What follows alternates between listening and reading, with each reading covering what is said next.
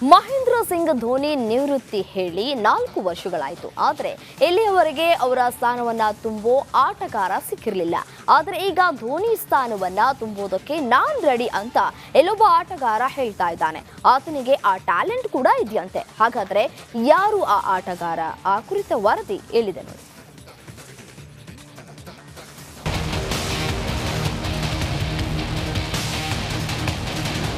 ಮಹೇಂದ್ರ ಸಿಂಗ್ ಧೋನಿ ನಂತರ ಒಬ್ಬ ಅದ್ಭುತ ಫಿನಿಷರ್ಗಾಗಿ ಬಿಸಿಸಿಐ ಹುಡುಕಾಡ್ತಾ ಇತ್ತು.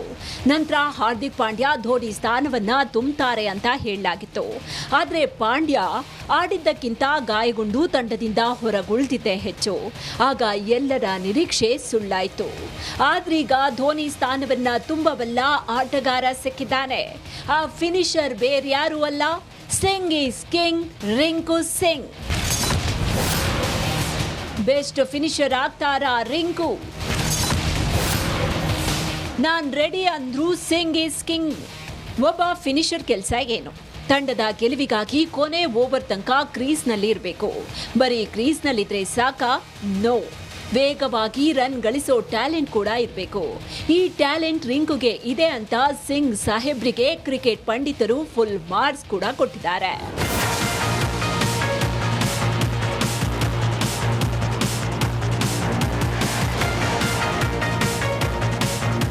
ಐಪಿಎಲ್ನಲ್ಲಿ ರಿಂಕು ದರ್ಬಾರ್ ಹೇಗಿದೆ ಅನ್ನೋದು ಎಲ್ಲರಿಗೂ ಗೊತ್ತು. ಇನ್ನು ಟೀಂ ಇಂಡಿಯಾದಲ್ಲೂ ಆಯ್ಕೆ ಸಮಿತಿ ತಮ್ಮ ಮೇಲೆ ಇಟ್ಟ ನಂಬಿಕೆಯನ್ನ ಉಳಿಸಿಕೊಂಡಿದ್ದಾರೆ ರಿಂಕು.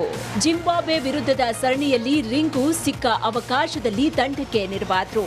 ಹೀಗಾಗಿ ಫಿನಿಷರ್ ಸ್ಥಾನಕ್ಕೆ ರಿಂಕು ಬೆಸ್ಟ್ ಆಯ್ಕೆ ಅಂತ ಹೇಳ್ತಿದ್ದಾರೆ ಕ್ರಿಕೆಟ್ ಪಂಡಿತರು.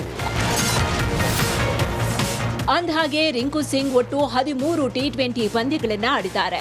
ಇಲ್ಲಿ 179ರ ಸ್ಟ್ರೈಕ್ ರೇಟ್ನಲ್ಲಿ 404 ರನ್ ಸಿಡಿಸಿದ್ದಾರೆ. ಇಲ್ಲಿ ಇಂಟ್ರೆಸ್ಟಿಂಗ್ ವಿಚಾರ ಏನಪ್ಪಾ ಅಂದ್ರೆ 13 ಪಂದ್ಯಗಳಲ್ಲಿ 8 ಪಂದ್ಯಗಳಲ್ಲಿ ರಿಂಕು ಅಜೇಯರಾಗಿ ಉಳಿದಿದ್ದಾರೆ. ಅಂದ್ರೆ ನಾಟ್ ಔಟೇ ಆಗಿಲ್ಲ. ಧೋನಿಗೆ ಧೋನಿಯೇ ಸರಿಸಾಟಿ. ಒಂದು ಓವರ್ನಲ್ಲಿ 21 ರನ್ ಬೇಕಿರ್ಲಿ ಅಥವಾ ಟಾರ್ಗೆಟ್ ಅದಕ್ಕಿಂತ ಹೆಚ್ಚೇ ಇರಲಿ, ಧೋನಿ ಟೆನ್ಷನ್ನೇ ಮಾಡ್ಕೊಳ್ತಾ ಇರಲಿಲ್ಲ. ಎಷ್ಟೇ ಒತ್ತಡ ಇದ್ರೂ ದೊಡ್ಡ ಗುರಿಯನ್ನ ಕ್ಷಣ ಮಾತ್ರದಲ್ಲಿ ತಲುಪಿ ಗೆಲುವಿನ ನಗಾರಿ ಬಾರಿಸ್ತಾ ಇದ್ರು. ಧೋನಿ ವಿದಾಯ ಹೇಳಿ 4 ವರ್ಷಗಳಾಯ್ತು. ಧೋನಿ ಸ್ಥಾನ ತುಂಬುವಂತಹ ಆಟಗಾರ ಸಿಕ್ಕಿರಲಿಲ್ಲ. ಆದ್ರೆ ರಿಂಕು ಸಿಂಗ್ ಮಾಹಿ ಸ್ಥಾನವನ್ನ ತುಂಬೋ ಭರವಸೆಯನ್ನ ಈಗ ಹುಟ್ಟಾಕಿದ್ದಾರೆ.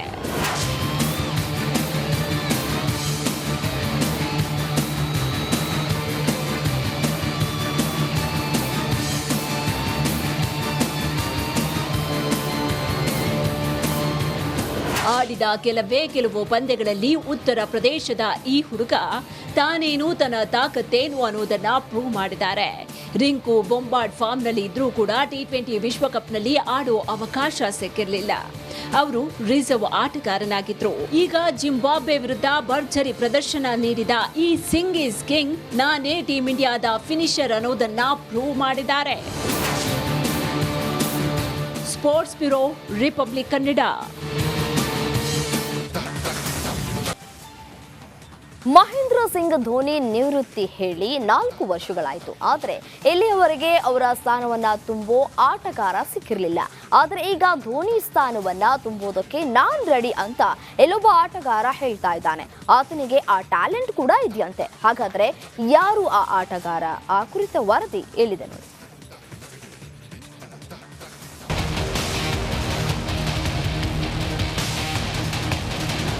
ಮಹೇಂದ್ರ ಸಿಂಗ್ ಧೋನಿ ನಂತರ ಒಬ್ಬ ಅದ್ಭುತ ಫಿನಿಷರ್ಗಾಗಿ ಬಿಸಿಸಿಐ ಹುಡುಕಾಡ್ತಾ ಇತ್ತು.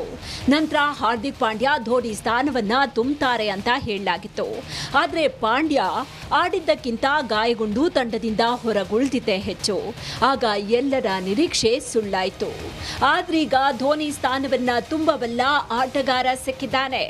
ಆ ಫಿನಿಷರ್ ಬೇರ್ಯಾರೂ ಅಲ್ಲ, Singh is king, Rinku Singh. Best finisher ಆಗ್ತಾರಾ ರಿಂಕು? ನಾನ್ ರೆಡಿ ಅಂದ್ರು ಸಿಂಗ್ ಈಸ್ ಕಿಂಗ್. ಒಬ್ಬ ಫಿನಿಷರ್ ಕೆಲಸ ಏನು? ತಂಡದ ಗೆಲುವಿಗಾಗಿ ಕೊನೆ ಓವರ್ ತನಕ ಕ್ರೀಸ್ನಲ್ಲಿ ಇರಬೇಕು. ಬರೀ ಕ್ರೀಸ್ನಲ್ಲಿದ್ರೆ ಸಾಕ? ನೋ. ವೇಗವಾಗಿ ರನ್ ಗಳಿಸೋ ಟ್ಯಾಲೆಂಟ್ ಕೂಡ ಇರಬೇಕು. ಈ ಟ್ಯಾಲೆಂಟ್ ರಿಂಕುಗೆ ಇದೆ ಅಂತ ಸಿಂಗ್ ಸಾಹೇಬ್ರಿಗೆ ಕ್ರಿಕೆಟ್ ಪಂಡಿತರು ಫುಲ್ ಮಾರ್ಕ್ಸ್ ಕೂಡ ಕೊಟ್ಟಿದ್ದಾರೆ.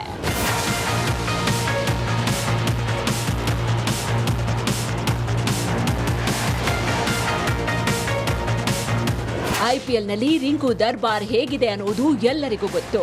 ಇನ್ನು ಟೀಂ ಇಂಡಿಯಾದಲ್ಲೂ ಆಯ್ಕೆ ಸಮಿತಿ ತಮ್ಮ ಮೇಲೆ ಇಟ್ಟ ನಂಬಿಕೆಯನ್ನ ಉಳಿಸಿಕೊಂಡಿದ್ದಾರೆ ರಿಂಕು. ಜಿಂಬಾಬ್ವೆ ವಿರುದ್ಧದ ಸರಣಿಯಲ್ಲಿ ರಿಂಕು ಸಿಕ್ಕ ಅವಕಾಶದಲ್ಲಿ ತಂಡಕ್ಕೆ ನೆರವಾದ್ರು.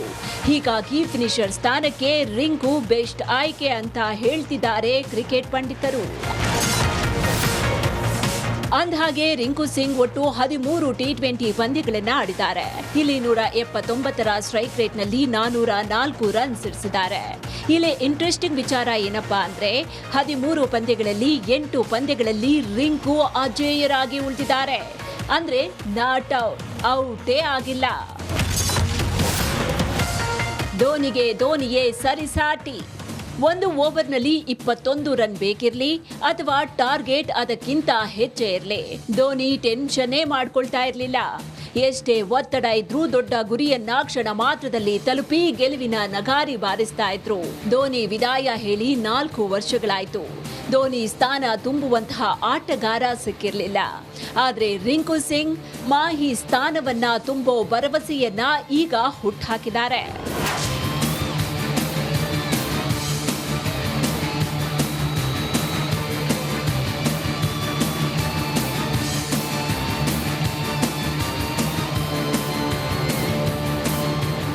ಆಡಿದ ಕೆಲವು ಪಂದ್ಯಗಳಲ್ಲಿ ಉತ್ತರ ಪ್ರದೇಶದ ಈ ಹುಡುಗ ತಾನೇನು ತನ್ನ ತಾಕತ್ತೇನು ಅನ್ನೋದನ್ನ ಪ್ರೂವ್ ಮಾಡಿದ್ದಾರೆ.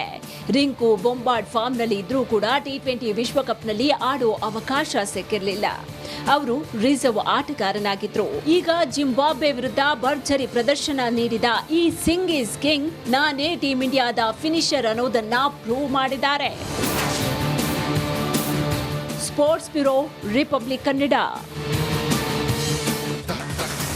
ಟಿ20 ವಿಶ್ವಕಪ್ ಗೆದ್ದ ರೋಹಿತ್ ಶರ್ಮಾ ಚುಟುಕು ಕ್ರಿಕೆಟ್ಗೆ ವಿದಾಯವನ್ನ ಹೇಳಿಬಿಟ್ರು. ಈಗ ಎಲ್ಲರನ್ನೂ ಕಾಡ್ತಾ ಇರುವುದು ಒಂದೇ ಪ್ರಶ್ನೆ, ಶರ್ಮಾನ ಉತ್ತರಾಧಿಕಾರಿ ಯಾರು? ಟಿ20ಯಲ್ಲಿ ಟೀಮ್ ಇಂಡಿಯಾಗೆ ಕ್ಯಾಪ್ಟನ್ ಯಾರು ಅನ್ನೋದು. ಆದರೆ ಈಗ ಎಲ್ಲರ ಕುತೂಹಲಕ್ಕೆ ಬಿಸಿಸಿಐ ಉತ್ತರವನ್ನ ಕೊಟ್ಟಿದೆ. ಹಾಗಾದ್ರೆ ಟಿ20ಗೆ ಯಾರು ಕ್ಯಾಪ್ಟನ್? ನೋಡಿ ಈ ಕುರಿತ special report.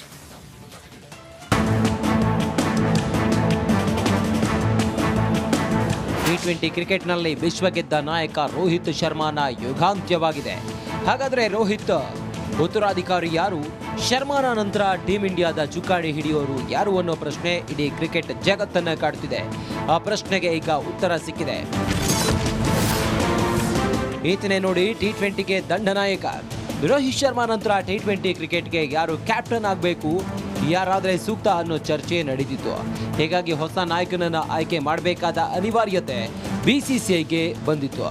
Finally big boss T20 ಕ್ರಿಕೆಟ್ಗೆ ನಾಯಕನ ಫೈನಲ್ ಮಾಡಿದೆ. ಹೌದು, ಚುಟುಕು ಕ್ರಿಕೆಟ್ ಟೀಮ್ ಇಂಡಿಯಾ ಚುಕ್ಕಾಣಿ ಹಿಡಿಯೋರು ಬೇರೆ ಯಾರು ಅಲ್ಲ, ಹಾರ್ದಿಕ್ ಪಾಂಡ್ಯ. ಛಲಗಾರನಿಗೆ ಸಿಕ್ತು ಕ್ಯಾಪ್ಟನ್ಸಿ ಪಟ್ಟ. ಹಾರ್ದಿಕ್ ಪಾಂಡ್ಯ ಟೀಮ್ ಇಂಡಿಯಾದಲ್ಲಿರೋ ಕೆಚ್ಚೆದೆಯ ಸೇನಾನಿ. ಮೈದಾನದಲ್ಲಿ ಅಬ್ಬರಿಸೋದಕ್ಕೆ ಶುರು ಮಾಡಿದ್ರೆ ಕಂಡು ಬರೋದೇ ವಿರಾಟ ರೂಪ. ಇದೇ ಪಾಂಡ್ಯ ಪವರ್. ಅಂದಾಗೆ ಹಾರ್ದಿಕ್ಗೆ ಟೀಮ್ ಇಂಡಿಯಾವನ್ನ ಮುನ್ನಡೆಸಿದ ಅನುಭವ ಇದೆ. ಈಗಾಗಲೇ 16 ಪಂದ್ಯಗಳಲ್ಲಿ ತಂಡವನ್ನ ಮುನ್ನಡೆಸಿದ್ದಾರೆ. ಇಲ್ಲಿ 10ರಲ್ಲಿ ಗೆಲುವು ತಂದುಕೊಟ್ಟಿದ್ದಾರೆ. ಟಿ20 ವಿಶ್ವಕಪ್ನಲ್ಲಿ ಪಾಂಡ್ಯ ವೈಸ್ ಕ್ಯಾಪ್ಟನ್ ಆಗಿದ್ರು. ಕ್ಯಾಪ್ಟನ್ಸಿ ರೇಸ್ನಲ್ಲಿದ್ರು ದಿಗ್ಗಜ ಆಟಗಾರರು.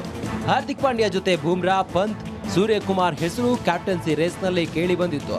ಆದರೆ ಈಗ ಬಿಸಿಸಿಐ ಹಾರ್ದಿಕ್ ಹೆಸರು ಫೈನಲ್ ಮಾಡಿದ್ದು. ಅಧಿಕೃತ ಘೋಷಣೆ ಮಾತ್ರ ಬಾಕಿ ಇದೆ.